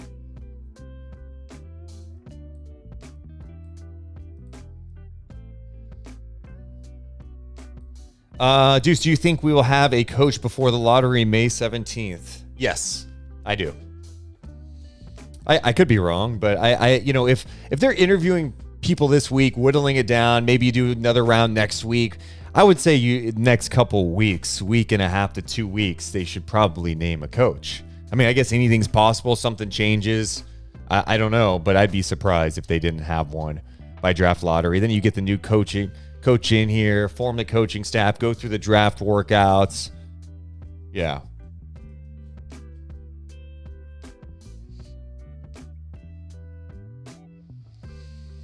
If the Kings mess up again next season, I want them to somehow get Taco Fall so we can at least see an NBA favorite play. Okay. If that makes you feel better. Always thought the studio was an extra room in either Deuce or Mo's home. I mean, it is an extra room. It's not, we do not, at some point, if you guys want to know big picture dreams as we just chat, hold on, we got to stop everything right now. Give me a hell yeah. Sorry, I didn't mean to blast some music. Hell yeah to everyone in the chat. We got over 100 thumbs up. Let's keep it going. The more thumbs up, the longer I stay. Big picture goals. I would love to have like a big studio spot. My goal with this podcast, and I know Morgan's on the same page, we would love to turn this in, obviously still be focused on the Kings, be based in Sacramento, but if we could turn into like the NBA version of Pat McAfee, a big studio spot, whole bunch of people coming in, NBA people, former NBA guys, college guys, I think that'd be a lot of fun. Goals.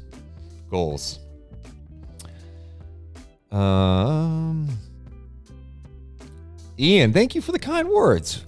Will you be doing TV next year? Thought you did a great job.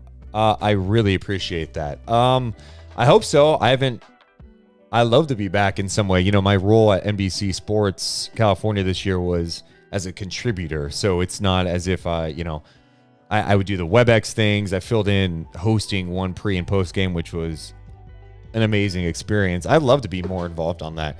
I would love to be on pregame. I think if you had me on pregame with Morgan, Kenny, or Matt, rotate whatever, just have a 3-person.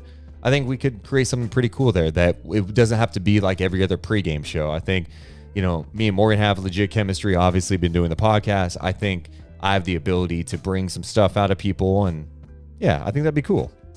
Goals.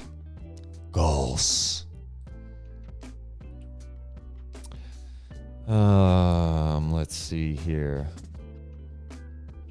If the Kings can trade Tyrese, they can sign Mark Jackson. I mean, I'm sure they could. Absolutely. Cameron wants to know, what posters did you have on your wall as a child? Dude, do kids even use posters anymore? Man, I'm trying to think. The one that jumps out to me, I had a Space Jam, like Michael Jordan poster. I had multiple MJ like posters as a kid. Had some Kings ones. I'm trying to think of what else. I grew up a Cowboys fan, so I definitely had some Cowboys stuff back in the day.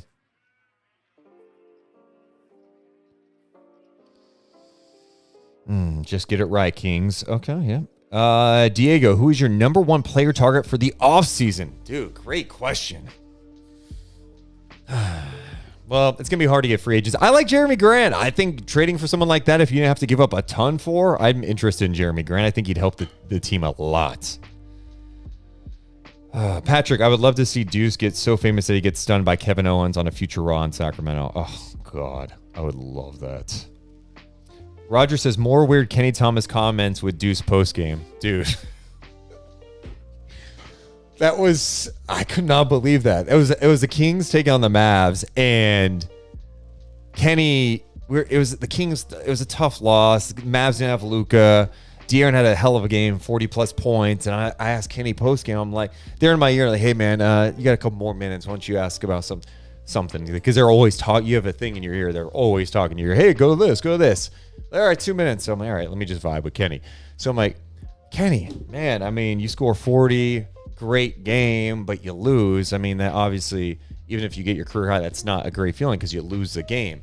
And Kenny's like, yeah, man, but you go out, you meet up with your wife, go get it in. I'm like, did he just say get it in on TV? What? Who says that? And I'm like, kind of lost, right? Like, cause let's also make it clear, I'm filling in, right? So it's like, how do I handle this shit? So I'm like, you mean like go out to eat? Yeah, go get some dinner, go get some dessert. Like, what are you doing? Ben says it'd be, if you were on there, it'd be like the sack version of Inside the NBA. Yeah, see, that's the thing. You can't. That's the thing with Inside the NBA that's so special. You've seen other, like ESPN's tried to have that flow. You either have it or you can't force it, right? You got to have people that vibe off each other, that have chemistry, funny, entertaining. That's just, to be them is a different level. But I do think we could do fun things on there for sure.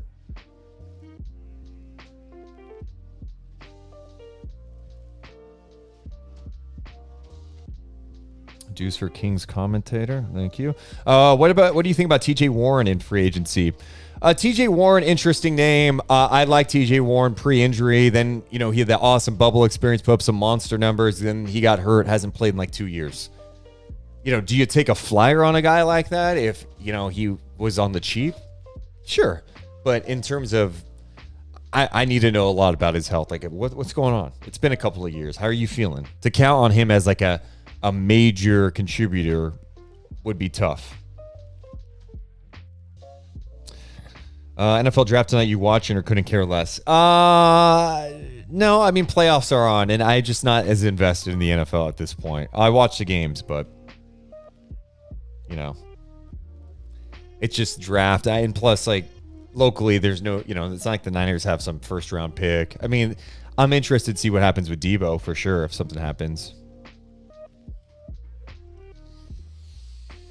How many swimsuit posters did you have? You just reminded me something, dude. This is gonna date me too. Jeez, who cares? Growing up, the Spice Girls were massive.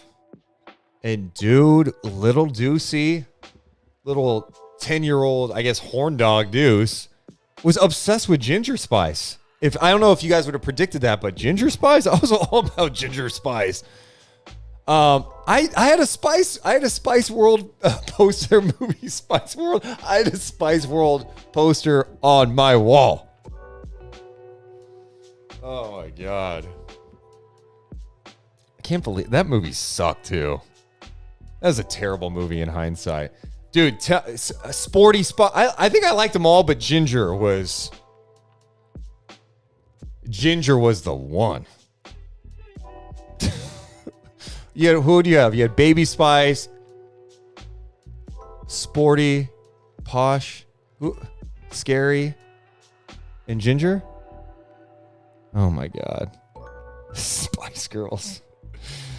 Deuce likes them thick and baby face. Stop it, Roger. What are you saying? I definitely had WWE posters too. Definitely had WWE posters. Oh my God. I like how this has evolved into random stuff. Chris wants to know, who do you want the Kings to draft this year? I'm not there yet. One, it's like where they fall in the draft order. Once we get there, I'll definitely have an opinion. Deuce, did you ever rock the frosted tips? I had frosted tips once freshman year. I was able to get it. I remember one time middle school, I wanted to bleach my hair because that was like everyone's doing that. It's like early 2000s, like bleach your hair. I'm like 7th, 8th grade. My friends are getting it done. So of course, like I think I had my mom like bleach it with one of those kits. It turned out I looked terrible. It was like orange. It was not even. I did not look like I wanted to at all. It was so bad. Man. So bad. Dion says, hilarious people know nothing about Will Hardy by choosing him to be next Kings coach. Yeah, dude, it is funny how we are all guilty of like, we see all these names like Mike Brown, Steve Clifford, Mark Jackson, D'Antoni. We know so much about him. And assistants were like, no, I really like this guy. He was with this staff. Hang tight. I'll be right back. I have to tinkle.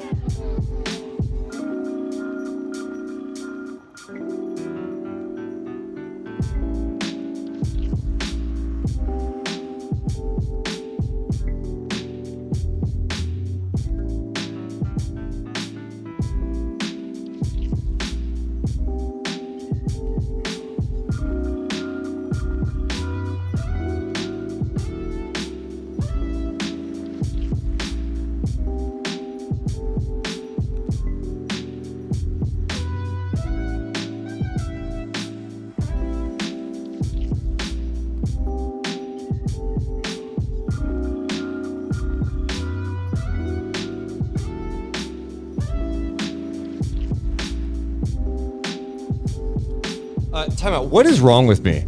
I'm sitting here. I've had to pee like really bad for the last like 10 minutes, and I'm sitting here just chatting with you. I'm like a little kid who's like afraid to ask to go to the bathroom in school. Like, what was I doing?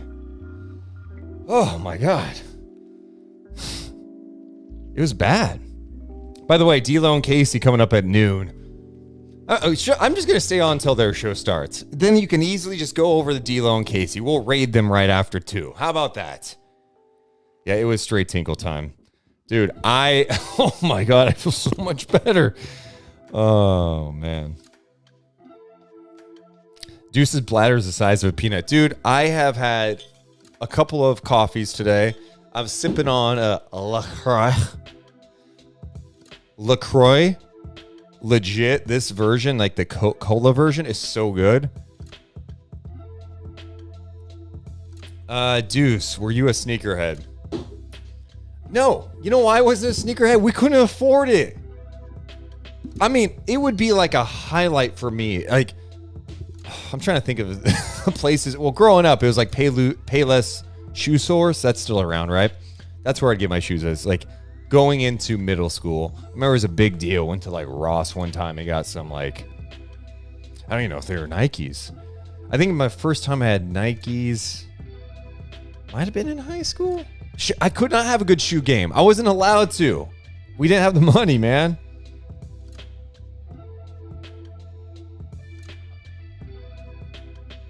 Ooh, Patrick says, Deuce, have you seen the Kyrie meltdown on Twitter today? No. I have not. Let's see here. Kyrie Irving. I'm here to see what the hell's going on, though. What's he talking about? Is it heavy stuff? Let's see here. Okay.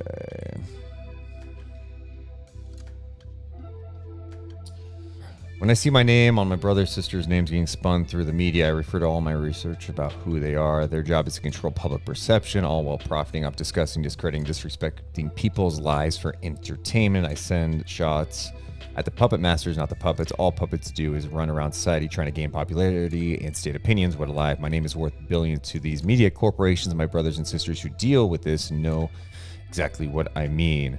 When you become free mentally and spiritually, there is not much There is not much this twisted racist society can surprise you with. My ancestors left behind all of the wisdom and truth for their agenda to be exposed. When you know exactly who they are, they can't hide from their filth. A lot of these media corporations make their money degrading Black, African American, Indigenous community heroes. They thrive off of it and then sell it back to us by having a hand-selected person or group of people spark controversy about them for the world to see. Just watch all the people who wake up every day and report about people's lives on TV and social media and then profit off of them. Then they justify their jobs by saying they get paid to say how they feel. LOL, it's these people live in a fantasy. I mean, I think sometimes the narratives with... sorry, we get some ridiculous people in our chat.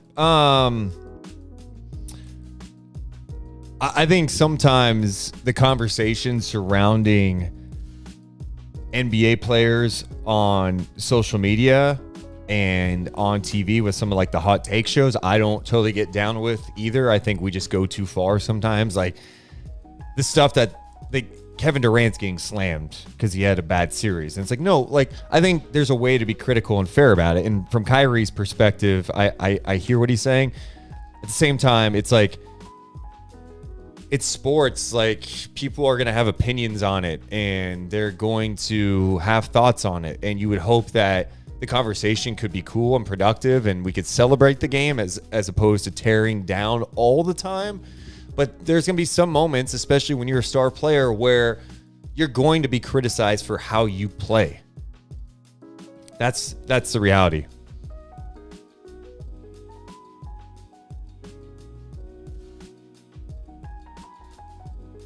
Deuce, did you watch Rock the British Knights? I remember. I'm trying to remember what those look like. British Knights. Were those around in the 90s? They had to have been. I did not rock those, though. I did not. Let's see here. Not KJ, JK. Two things can be true. Much of sports media is biased, juvenile, exploitative, and overall gross. Kyrie is enormously arrogant and pretentious. Yeah, I mean, I'm just not a fan of that type of media. Like I don't wake up, and also I just don't get caught up into it. Like I look at someone like Stephen A. Smith, who I don't agree with a lot, but I don't look at him. I look at him as an entertainer. He is there to, say ridiculous things sometimes. That's what he does. But I also don't watch that show religiously, so I can't say.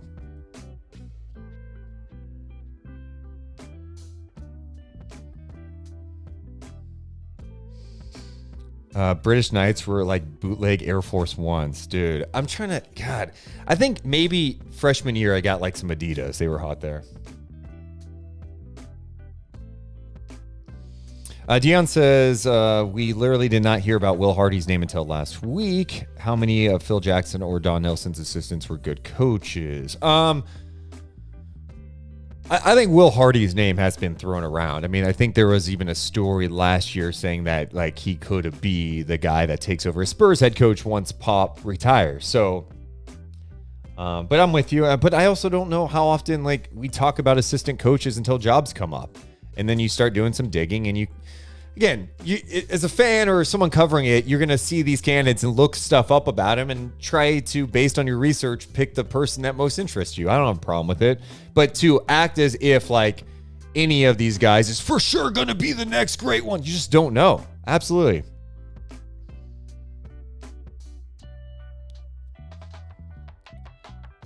I've not heard of Harrison Ingram, to be honest, man. I have not. Did you rock sports jerseys? Yeah, my first jersey as a kid, I got a Troy Aikman jersey as a kid. And then I had a Jason Williams jersey. Then I remember there was like early 2000s. I really wanted I want a new Kings jersey. J. Will is no longer there. I wanted like a Bibby or a Weber or Page, right? Like think about the team then. Like, oh, Doug. So Christmas comes. I open it up. Oh my God, it's a black Kings jersey. I hold it up. It's number 5, Hito Turkoglu. At that moment, I can't tell you the immense disappointment that was flowing throughout me. I was just like, now I think about it, it's kind of cool to have a Hito Kings jersey. That would be like a hipster thing to wear. But like when you're a kid, you're like, dude, I want a Weber jersey. I want it to be cool. I got a 5, a Hito jersey. I think I ended up getting a Bibby one the next year, though.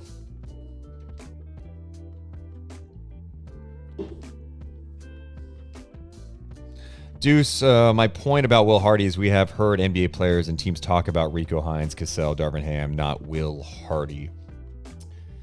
Yeah, I mean, I think Will's name's starting to get up. It's starting to. We'll see too. Like, will he be tied to other jobs too? I guess that will tell us. But yeah, I'm with you. I mean, Darvin Ham has interviewed for a gig. Charles Lee interviewed for the Wizards gig. He was a finalist last year. Other King. I can tell you the last Kings jersey I bought. I have not purchased a jersey really since I've been, covering and being in it. And I think part of it too is just like I don't know. I think I feel weird wearing a jersey in my 30s. I don't know. Do people wear jerseys in their 30s? I like the look of them. And there also hasn't been a ton of players you go, I want their jersey. But I can tell you, 19-year-old Deuce Mason got very excited about a certain Kings big guy out of the University of Washington when he was drafted. And I saw him play. I saw a big who could shoot the 3, that can pass. The broadcasters were telling me the front court of the future, Jason Thompson, Spencer Hawes, that could be C. Webb and Vlade. I bought a Spencer Hawes jersey. Spencer Hawes jersey. I don't think there are many of those around. Spencer Hawes, dude. I actually was convinced he was going to be like a pretty good player. I mean, he actually lasted in the league like a decade, right? Wasn't a terrible pick. But at the time, I'm like, I don't know. I mean, a big who could shoot the 3, could pass. Yeah, I had a Spencer Hawes jersey. I almost have to buy a different one to like bounce back, right? I think if I were to have bought one, Halliburton would have been the one. I'm glad I did it because he's gone. Like the Sacktown, the new Sacktown one, that's kind of like a throwback. The black one, I would have probably gotten a Halliburton one back before the season. Yes, BW, I just said it. I totally remember that. Do you still have that jersey? Dude, I don't know that I still have that jersey. I'd have to look. I might. I still have my Troy Aikman one from when I was 10. I don't know that I kept a lot of jerseys, which, hindsight, I regret. A Brad Miller one, dude.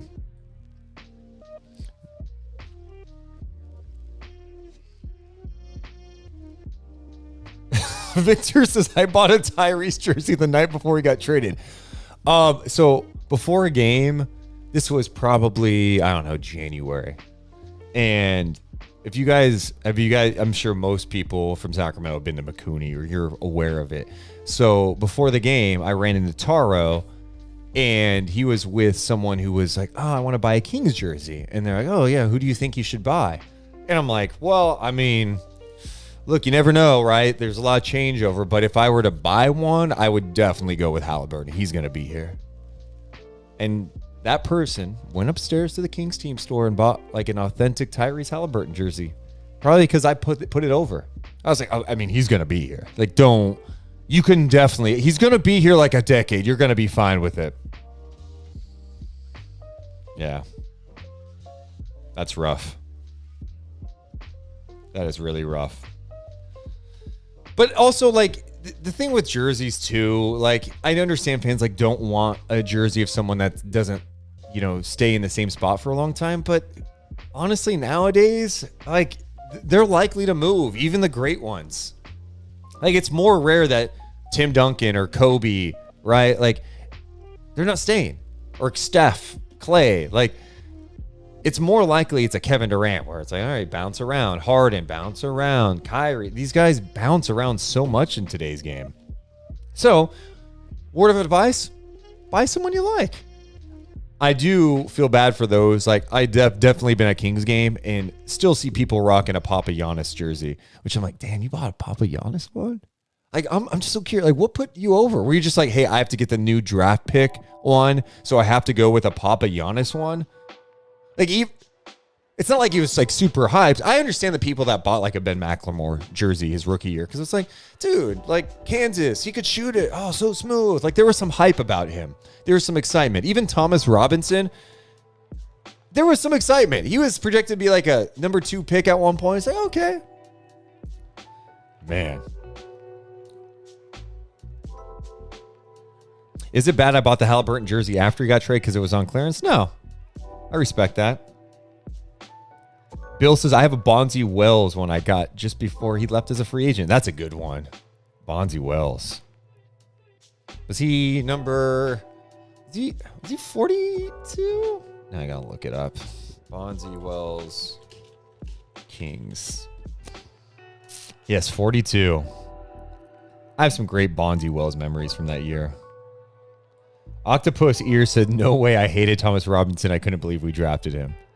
But my point is, you could see people like, oh, all right, like, let's see what he can do. Hey, RP, I'm going to give some love to Ben, man. One, he probably shouldn't have been thrown in to the starting lineup immediately. But also, like, Ben's carved out. Like, he's stuck in the league. Good for him.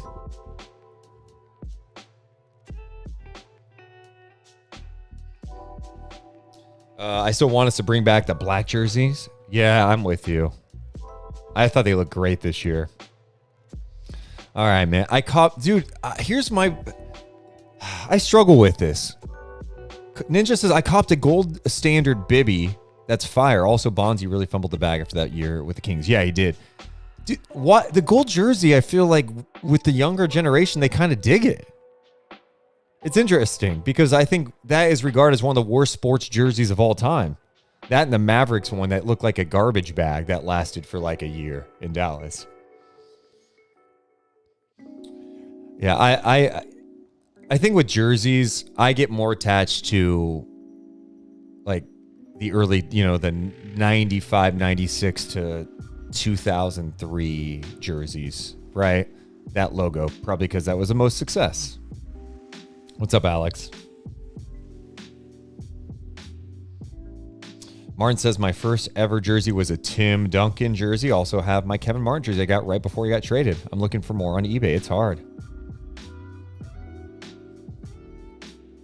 That's hilarious.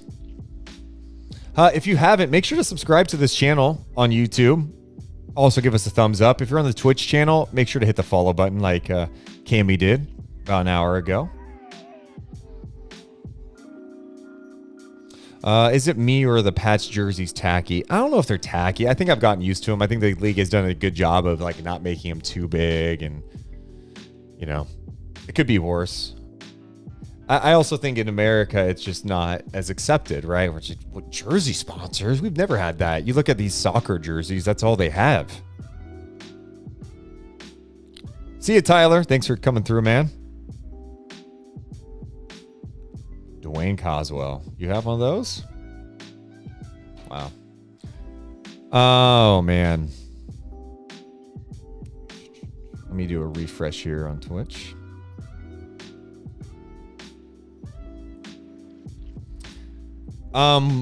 As far as podcasts, we'll be back for sure Monday. We may have some bonus content that comes out too. We're on TikTok now too, guys. I know I'm making fun of gold jersey younger generation. Deuce and Mo, we're on TikTok. We do some exclusive TikTok content. You should check it out. Just search Deuce and Mo.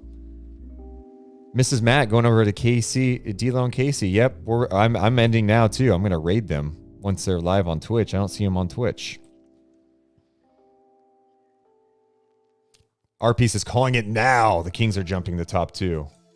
Oh yeah, that'd be great.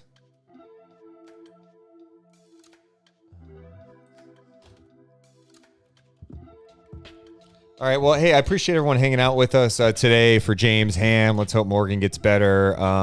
You guys are literally the best. We love you guys so much. But we got to go. You guys have an amazing day. See ya.